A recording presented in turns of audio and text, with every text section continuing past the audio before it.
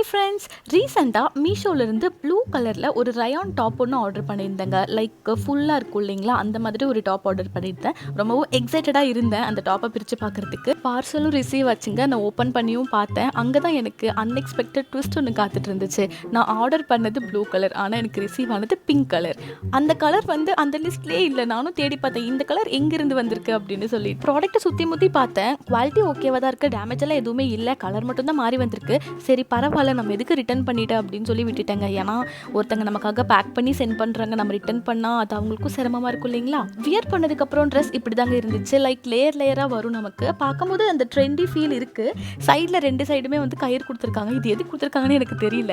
Dress வந்து நான் XXL order பண்ணியிருந்தேன். அந்த கயிறு வந்து சைடில் கட்டுறதா இல்லை பின்னாடி கட்டுறதான்னு எனக்கு தெரியல. பட் நான் எப்போவுமே லூஸாக இருக்க ட்ரெஸ்ஸஸ் தான் மோஸ்ட்லி ப்ரிஃபர் பண்ணுவேன். ஸோ எனக்கு இது ஓகே தான். நீங்கள் அந்த ட்ரெஸ் ஆர்டர் பண்ணுற மாதிரி இருந்தால் கலர் மட்டும் கொஞ்சம் பார்த்துக்கோங்க. நம்ம என்ன பண்ண முடியும், நம்ம செலக்ட் பண்ணுற கலர் வரலன்னா நம்மளால் எதுவும் பண்ண முடியாது இல்லைங்களா.